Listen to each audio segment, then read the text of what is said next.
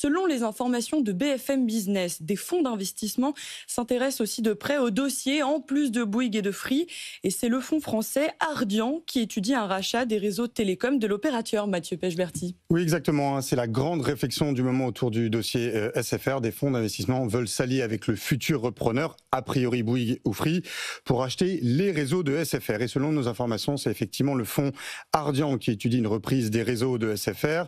Alors le fonds français a déjà présenté, même discuté de ce schéma avec Bouygues Télécom, sans que cela ne débouche sur des négociations pour le moment, quand on est très en amont, à un stade très préliminaire de la vente de SFR.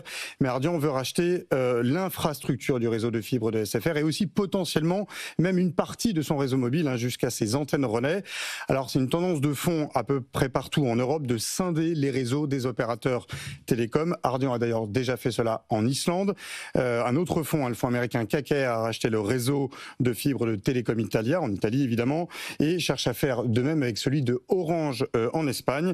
Et KKR, justement, dont on entend également parler en France, puisqu'il regarderait ce même schéma qu'Ardian pour SFR donc, et selon plusieurs sources, on aurait discuté avec Free, l'autre potentiel repreneur.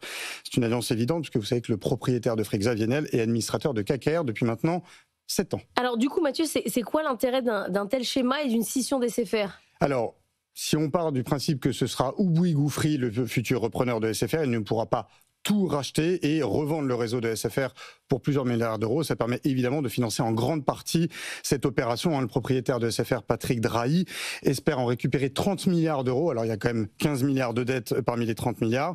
Et en découpant le réseau de SFR, en fait, Ardian créerait quelque part un nouvel acteur de réseau indépendant des opérateurs télécoms, et ça permettrait de conserver ce qu'on appelle une concurrence par les infrastructures, et justement ce qui conviendrait à l'autorité de la concurrence, l'antitrust, qui serait ainsi plus favorable à accepter, à donner un feu vert pour passer le marché des opérateurs télécoms de 4 à 3 opérateurs, car ce nouvel acteur pourrait ensuite, à moyen terme, accueillir un nouvel opérateur sur son réseau. Autorité de la concurrence qui n'est plus contre, qui est en tout cas très ouvert à ce qu'on vient de la voir et à ce qu'on lui présente des projets avant tout industriels, absolument. Merci.